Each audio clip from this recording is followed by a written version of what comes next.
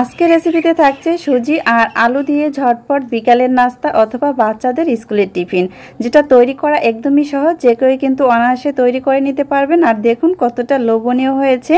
আসসালামু আলাইকুম, আশা করি সবাই ভালো আছেন। আমি আলহামদুলিল্লাহ ভালো আছি।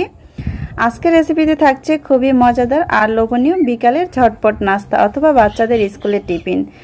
ঘরে থাকা সামান্য উপকরণ দিয়ে কিন্তু তৈরি করতে পারবেন সুজি আর আলু দিয়ে।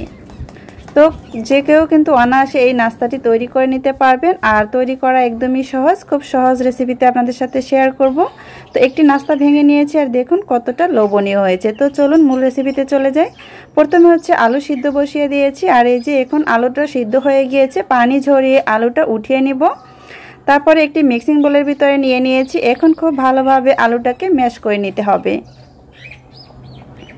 এই যে আলুটা ম্যাশ করা হয়ে গিয়েছে, এখন এর মধ্যে দিয়ে দিচ্ছি 1/3 কাপ পেঁয়াজ কুচি, 5-6টি কাঁচামরিচ কুচি, ধনিয়া পাতা কুচি, স্বাদ মতো লবণ, হাফ চা চামচ লাল মরিচের গুঁড়া, হাফ চা চামচ গরম মশলা গুঁড়ো আর 1 প্যাকেট দিয়ে দিচ্ছি নুডলস মশলা। যে কোনো নুডলসের মশলা দিয়ে দিলে হবে অথবা চাট মশলা দিয়ে দিতে পারেন।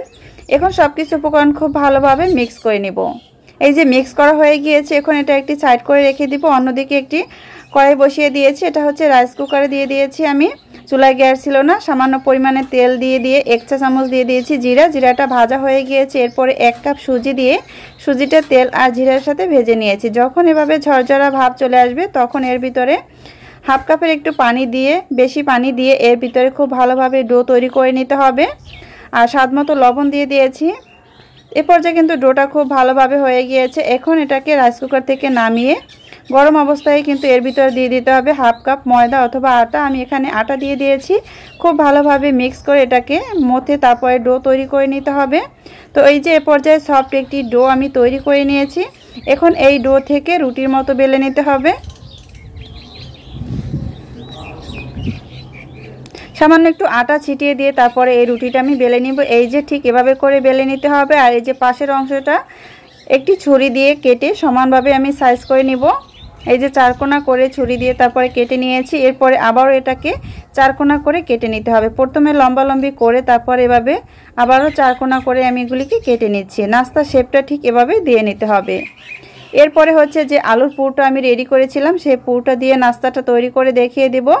সুজির যে রুটিটা তৈরি করেছি আমি 4 কোণা করে কেটে এর উপর থেকে আলুর পুরটা বসিয়ে দিতে হবে। চামচ দিয়ে খুব ভালোভাবে ছেদ করে দিব। এরপরে উপর থেকে আবারও সেই সুজির রুটিটা 4 কোণা রুটিটা চেপে এভাবে লাগিয়ে দিতে হবে। এরপরে 5টা চামচ দিয়ে একটু সমান করে নিব। এখন হচ্ছে ডিজাইন করে নিব। আপনাদের মন মতো যে কোনো ডিজাইন করে নিতে পারেন অথবা এভাবেও ভেজে নিতে পারেন। আমি একটু এভাবে সুন্দর করে ডিজাইন করে দিচ্ছি লম্বালম্বি করে।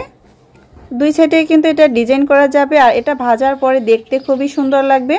আপনারা চাইলে কিন্তু এটা ছুরির অপর পাশ দিয়েও ডিজাইনটা করে নিতে পারেন অথবা চামচ দিয়ে ডিজাইন করে নিতে পারেন। এই যে সবগুলি আমি ডিজাইন করে নিয়েছি। এখন হচ্ছে এগুলিকে তেলে ভেজে নিতে হবে। তেলটা একদম সামান্য পরিমাণে দিয়ে তারপরে ভেজে নিব। চুলায় আগে থেকে একটি ফ্রাই প্যান বসিয়ে দিয়ে সামান্য পরিমাণে তেল দিয়ে গরম করে নিয়েছিলাম। এরপর এক এক করে নাস্তাগুলি দিয়ে দিয়েছি। আর এক পাশ যখন হয়ে গিয়েছে অন্য পাশ উল্টে দিব। তো এক পাশ আমি 3 মিনিটের মতো করে ভেজে নিব। এভাবে খুব সুন্দর একটি কালার চলে আসলে তেল ঝরিয়ে নাস্তাগুলি উঠিয়ে নিতে হবে। আর চুলার আঁচটা একদম মিডিয়াম টু লোতে রেখে এই নাস্তাগুলি ভেজে নিতে হবে। একটু ধৈর্য ধরে যদি আপনি নাস্তাগুলি ভেজে নেন তাহলে উপরে অংশটা হবে মুচমুচে আর ভিতরটা হবে একদম জুসি। তো তেল ঝরিয়ে কিন্তু এখন নাস্তাগুলি উঠিয়ে নিব। আর এ পর্যায়ে কিন্তু বেশি তেল দিতে যাবেন না, এতে করে আলুর যে পুরটা আছে এটা কিন্তু বের হয়ে আসবে। সামান্য পরিমাণে তেল দিয়ে তারপরে নাস্তাগুলি ভেজে নিতে হবে। তো সবগুলি নাস্তা তেল ঝরিয়ে উঠিয়ে একটি সার্ভিং প্লেটে সার্ভ করে নিয়েছি। আর দেখুন খুব সহজেই ঝটপট তৈরি হয়ে গেল সুজি আর আলুর মুচমুচে নাস্তা। এটা হচ্ছে বিকালে চায়ের সাথে অথবা বাচ্চাদের স্কুলের টিফিন আপনারা ঝটপট তৈরি করে দিতে পারবেন। খেতে অনেক অনেক মজার হয়। তো আজকের এই রেসিপি ভালো লাগলে ভিডিওটিতে লাইক দিবেন আর বেশি বেশি করে শেয়ার করবেন, যাতে এ ধরনের নাস্তা তৈরি করে বিকালে সবাই পরিবেশন করতে পারে। আজ এ পর্যন্তই। সবাই ভালো থাকবেন। আল্লাহ হাফেজ।